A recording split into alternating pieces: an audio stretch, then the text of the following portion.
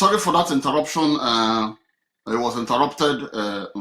So continuing from where I stopped, I was talking about the Fulani domination in today's Nigeria and slaves in Biafra. I was talking about one of my books, which I wrote when I was in the university, called Wida Ndi Igbo. Fortunately, I just laid a hand on the book Wida Ndi Igbo.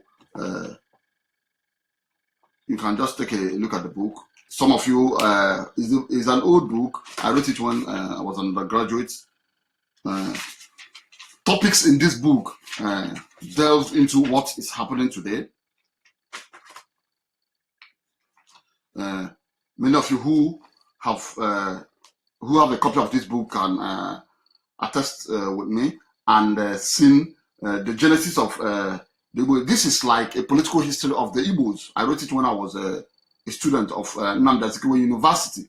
The genesis of Ndi Igbo, that's a brief history on how the Igbos came into existence. Chapter 2 talks about the Igbos and pre-independence struggle. Chapter 3 talks about the struggle for freedom and secession. Chapter 4 talks about from no victor, no vanquish to marginalization. Chapter 5 talks about Ndi Igbo, victims of political and economic aggression. Chapter 6 talks about Igbo youths, a call for revolution. Chapter 7 talks about cowardice in the Igbo. Then chapter 8 is who is the 21st century Igbo leader. So brothers and sisters, what is happening today, it is not a spontaneous action. It has always been there. It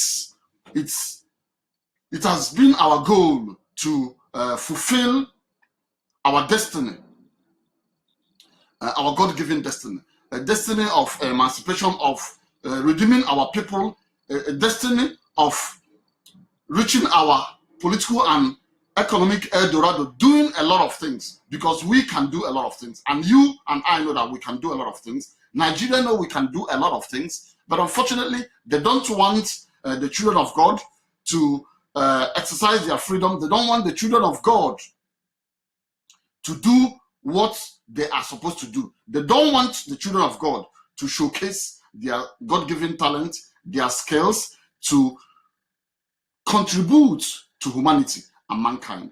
Hence, we need to do this struggle. We need to continue this agitation. We need to excise ourselves from Nigeria, because Nigeria is a contraption. It's a contraption that cannot work. We've seen yesterday what happened at the Senate.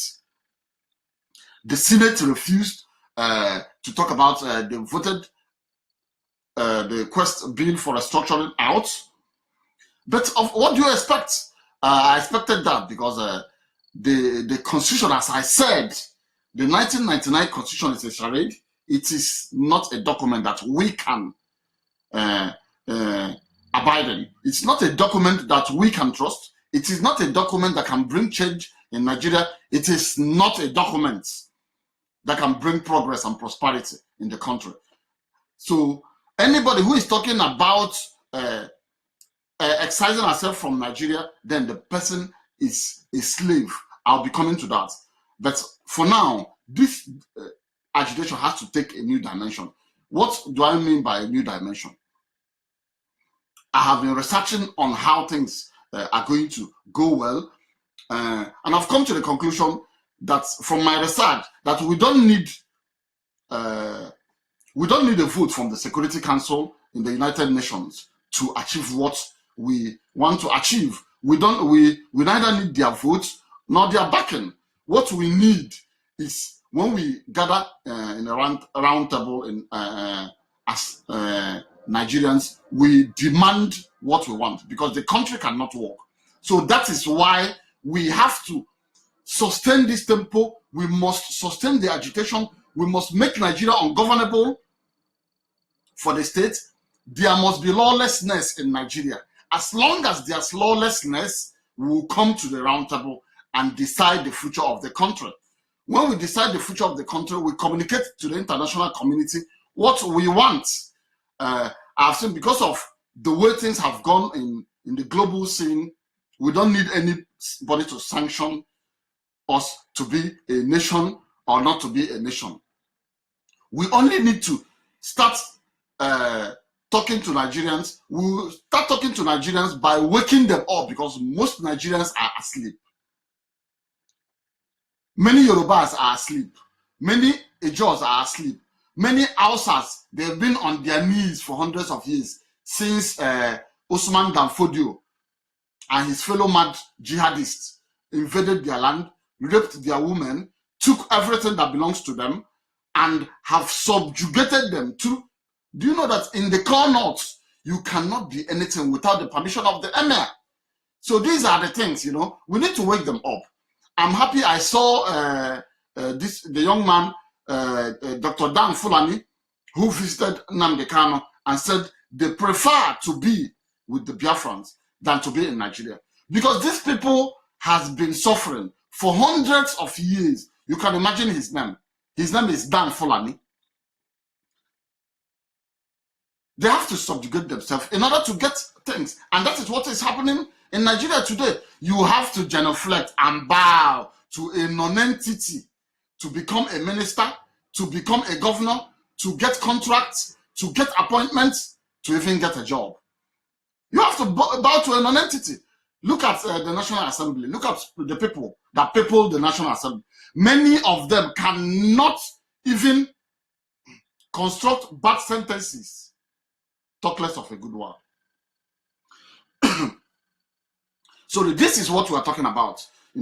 We need to begin to cleanse the mentality of our people, because we have slaves among us. Before I come to that, the problem in Nigeria, whatever happens, many of us have always engaged people in debates in public places. They've been talking, what about your governors? What about the allocations that are given to you? What about this? What about that? Are you asking what about the governors? In a free and fair election, will somebody like the governor of Ebonyi be the governor? In a free and fair election, with what's his name? The governor in my state, I've forgotten his name, because I don't need to even remember his name. Will he emerge? In a free and fair election. Okay, we're talking about the November 18 election in Anambra State. Yes, some people have been making noise, shouting, there must be election, this and that and this. Okay, let me ask you. So far, what has the generality, most of the people of Anambra benefited from the current government? You can imagine, you just get pipe-borne water, which is basic things the government should do. Salaries should be basic. When salaries are paid, we'll start praising governors to high heavens. Pipe-borne water are put in communities, and people will start bowing to the governor that he put in pipe-borne water. Let me not say electricity, because it's